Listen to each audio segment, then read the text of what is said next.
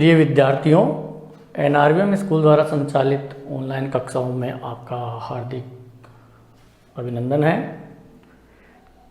हिंदी विषय के अंतर्गत पूर्व में हमने व्याकरण की परिभाषा, भाषा की परिभाषा, भाषा के प्रकार, भाषा की विशेषताओं के बारे में जानकारी प्राप्त की।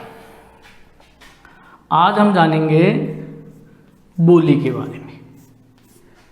बोली किसे कहते हैं, तो इसकी परिभाषा होगी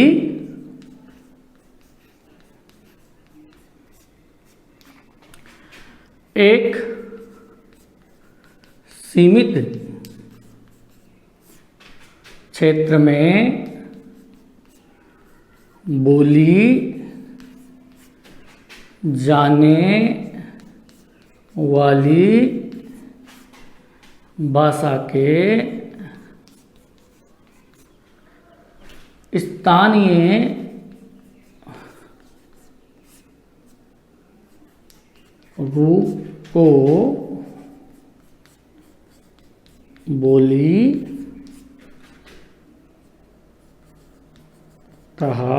को बोली कहा जाता है।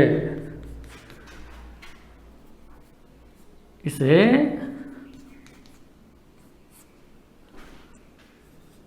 उपभाषा भी कहते हैं।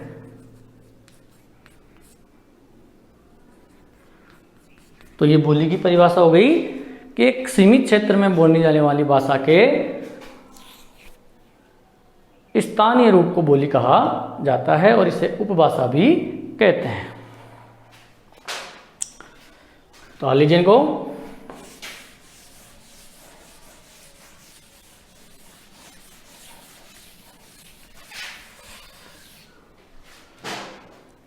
अब हम जानेंगे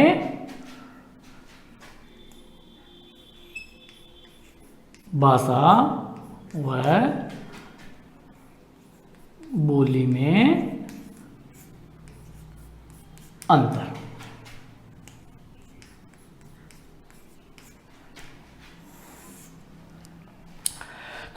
पहला अंतर है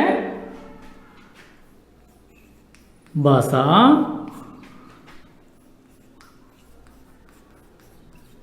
विस्तृत क्षेत्र में बोली जाती है,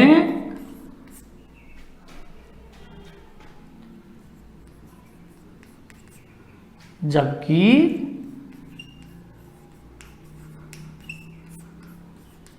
बोली का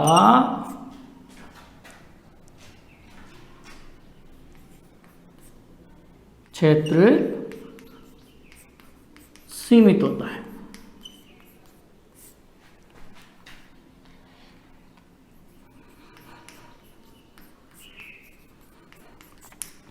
तो भाषा एक विस्तृत क्षेत्र में बोली जाती है, जबकि बोली का क्षेत्र क्या होता है, सीमित होता है। अर्थात बोली एक सीमित क्षेत्र में बोली जाती है। नंबर दूसरा अंतर है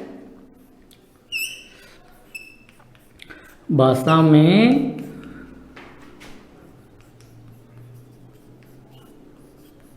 साहित्य लिखा जाता है, जबकि बोली में साहित्य नहीं लिखा जाता है। तो ये दूसरा अंतर हो गया। भाषा में साहित्य लिखा जाता है, जबकि बोली में साहित्य नहीं लिखा जाता है। नंबर 3 है भाषा का शब्दकोश होता है, जबकि बोली का शब्दकोश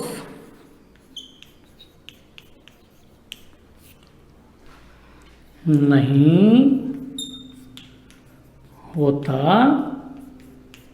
है। तो ये तीसरा अंतर हो गया कि भाषा का शब्दकोश होता है जबकि बोली का शब्दकोश नहीं होता है। भाषा का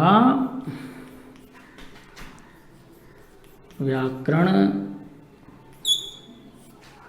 होता है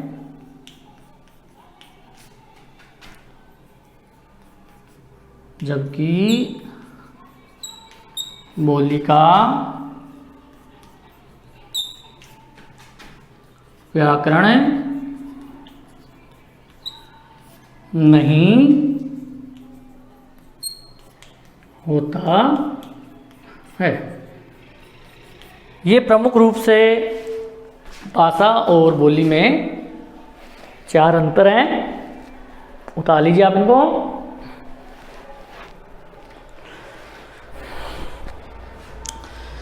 अब आप जानेंगे हिंदी की बोलियों के बारे में।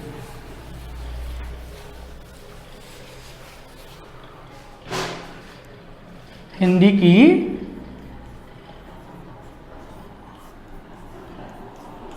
बोलियां।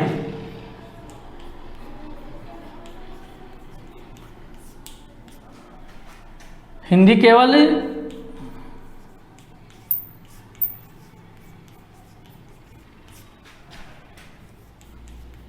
खड़ी बोली का ही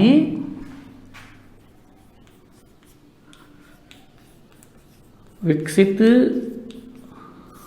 रूप नहीं है, बल्कि इसमें अन्य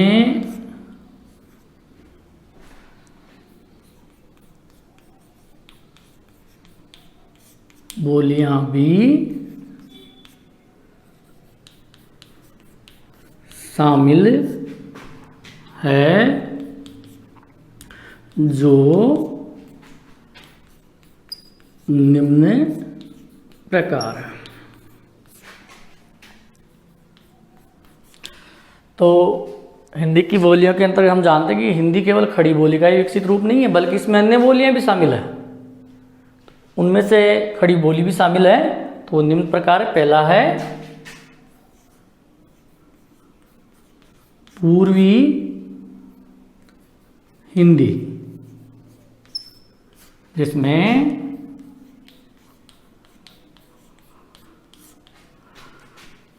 अवधी,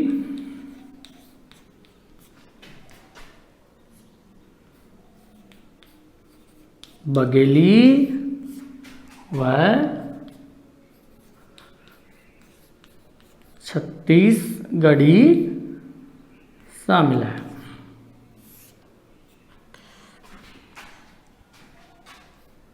बोलियां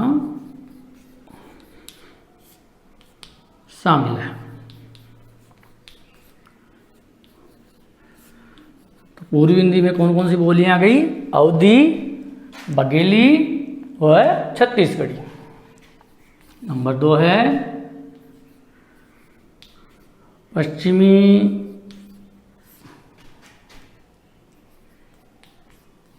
हिंदी में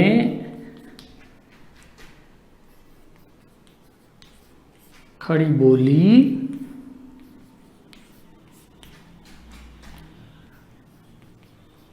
ब्रज,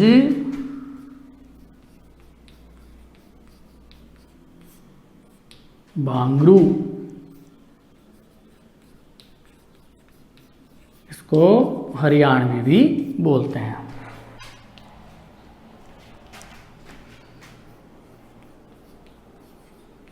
बुंदेली व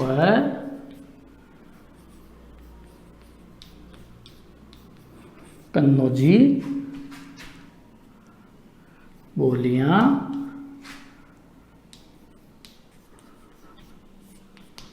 शामिल है।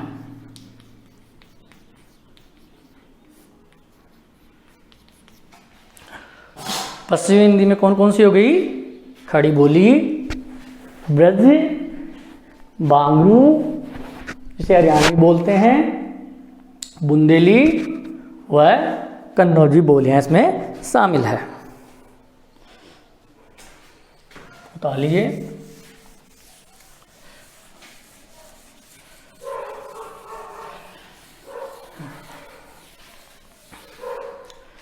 नंबर 3 लिखिए।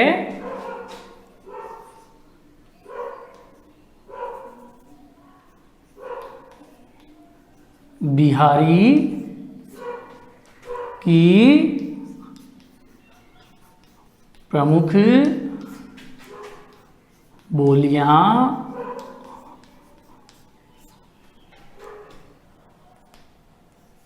मगही,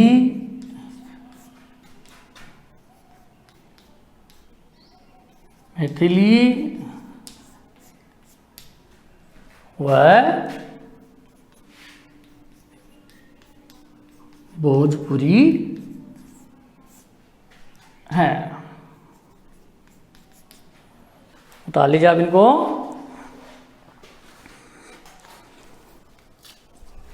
बिहारी की प्रमुख बोलियां कौन कौन सी हो गई?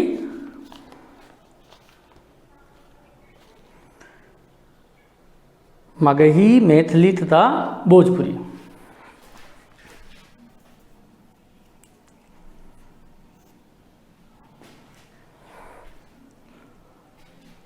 नंबर 4 है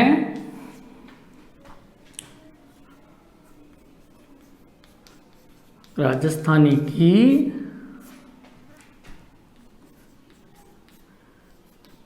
मेवाड़ी, मारवाड़ी, मेवाती व हाड़ौती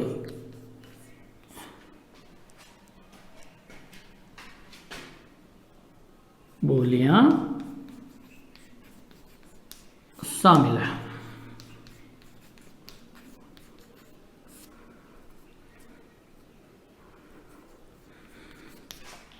राजस्थानी की कौन कौन सी हो गई? मेवाड़ी, मारवाड़ी, मेवाती तथा हाड़ौती बोलियां शामिल हैं। कुछ विद्वान मालवी, ढूंढाड़ी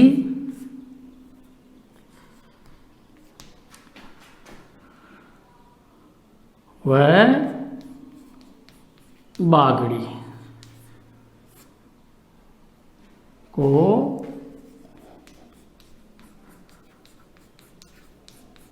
राजस्थानी की अलग बोलियां मानते हैं।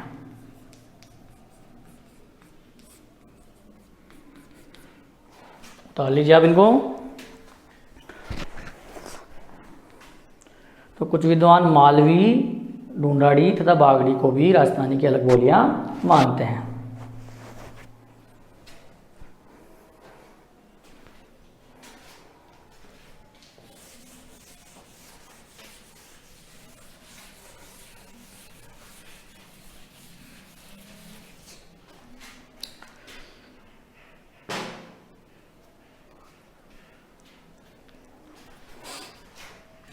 नंबर 5 अंतिम है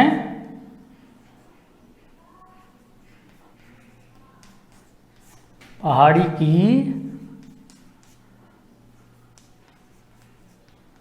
प्रमुख बोलियां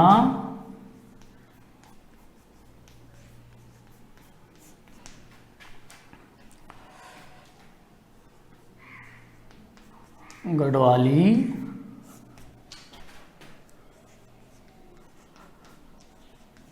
कुमाऊनी व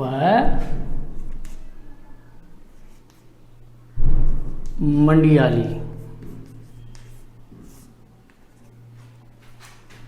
है। पहाड़ी की प्रमुख बोलियां कौन कौन सी हो गई? गढ़वाली, कुमाऊनी व मंडियाली। मंडियाली है। इन बोलियों के मेल से बनी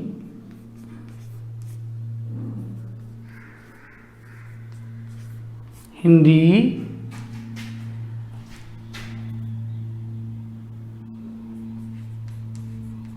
भाषा को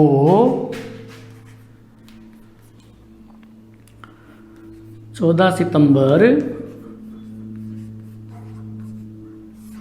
1949 को भारत की राजभाषा स्वीकार किया गया। तो इन सब बोलियों के मेल से बनी जो हिंदी भाषा है उसी को 14 सितंबर 1949 को भारत की राजभाषा स्वीकार किया गया है।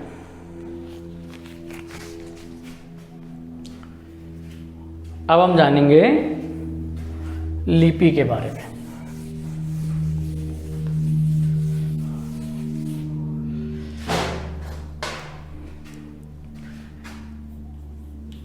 लिपि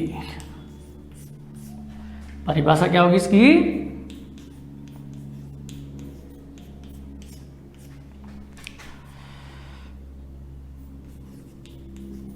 भाषा को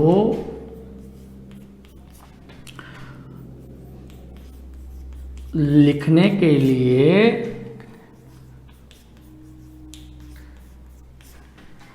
जिन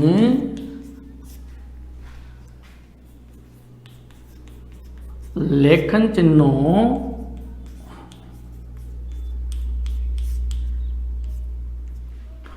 का प्रयोग किया जाता है उसे लिपि कहते हैं।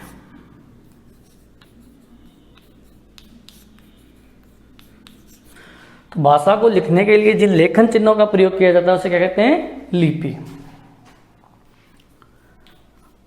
हिंदी, संस्कृत,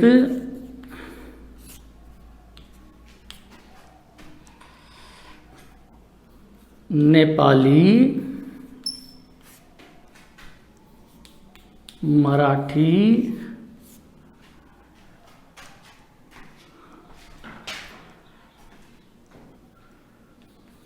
कोंकणी,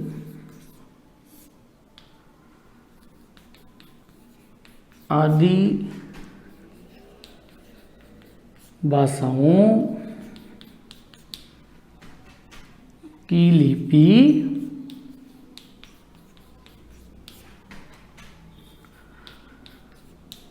देवनागरी है।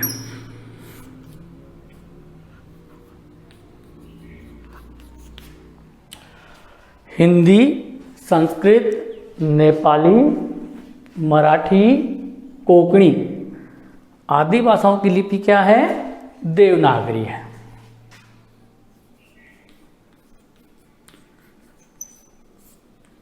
अंग्रेजी की रोमन,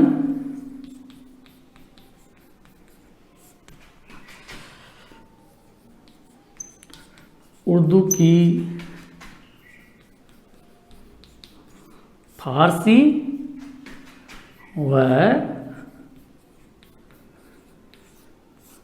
पंजाबी की गुरुमुखी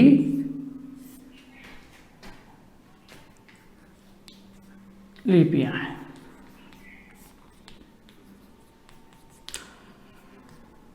तो अंग्रेजी की तो रोमन हो गई, उर्दू की फारसी वह पंजाबी की गुरुमुखी लिपियां हो गई।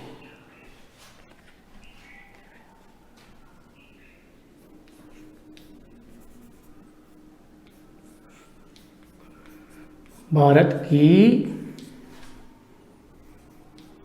दो प्राचीन लिपियां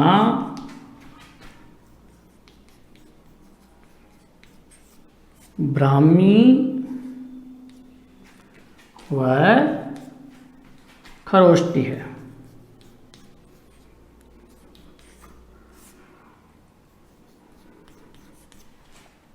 तो भारत की दो प्राचीन लिपियां कौन कौन सी हो गई? ब्राह्मी व खरोष्टी। उतार लीजिए आप इनको।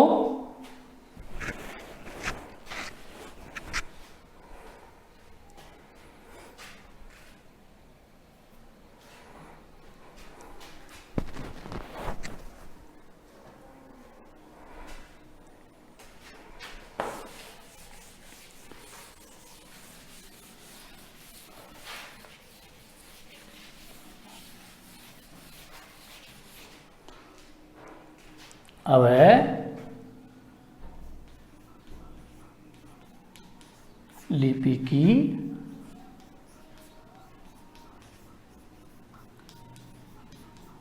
विशेषताएं या गुण।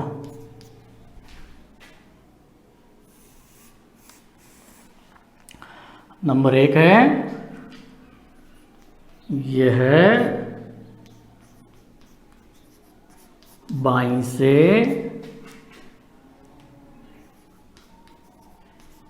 दाईं ओर लिखी जाती है।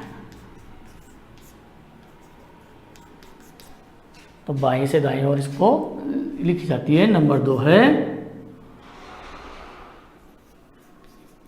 उच्चारण के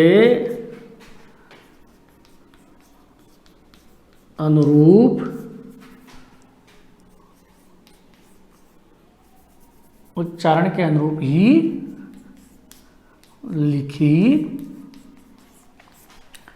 जाती है।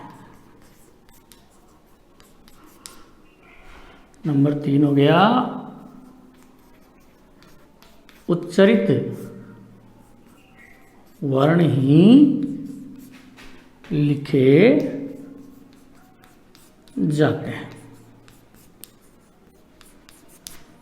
नंबर 4 हो गया, वर्णों की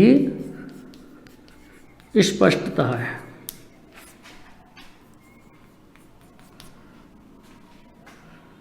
नेक्स्ट है, जो ध्वनि का नाम वही वर्ण का नाम।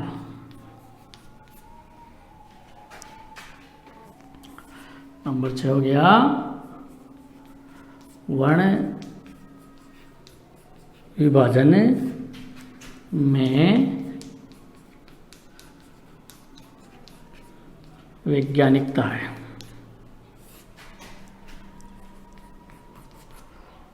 सातवां हो गया, जो बोला जाता है वही लिखा जाता है।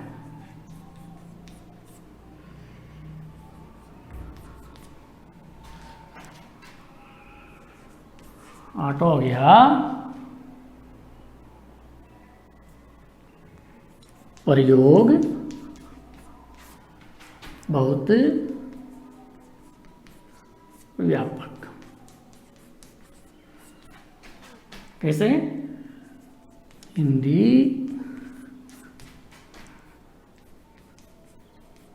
संस्कृत नेपाली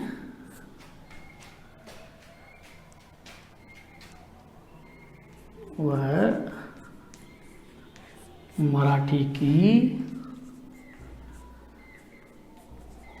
एकमात्र लिपि।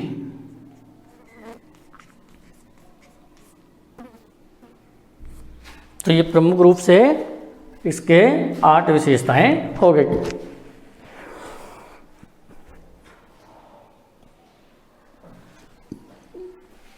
विशेषताओं में ये बाईं से दाईं ओर लिखी जाती है, उच्चारण के अनुरूप लिखी जाती है, उच्चरित वर्ण ही लिखे जाते हैं, वर्णों की स्पष्टता है, जैसे क छ छ ठ ठ जो भी है, जो ध्वनि का नाम है वही वर्ण का नाम है। जैसे च बोला तो ये च हो गया, मैं बोला तो मैं हो गया। और वर्ण विभाजन में वैज्ञानिकता है, जैसे क वर्ग, च वर्ग, ट वर्ग, थ वर्ग, प वर्ग, और जैसे इसको बोला जाता है वैसे इसको लिखा जाता है। और बहुत व्यापक इसका प्रयोग है। हिंदी, संस्कृत, नेपाली और मराठी की क्या है, ये एकमात्र लिपि है। इस कारण इसका प्रयोग भी क्या है, बहुत व्यापक है। इस प्रकार से आज व्याकरण, भाषा और लिपि का जो परिचय है वो अध्याय संपूर्ण होता है। धन्यवाद।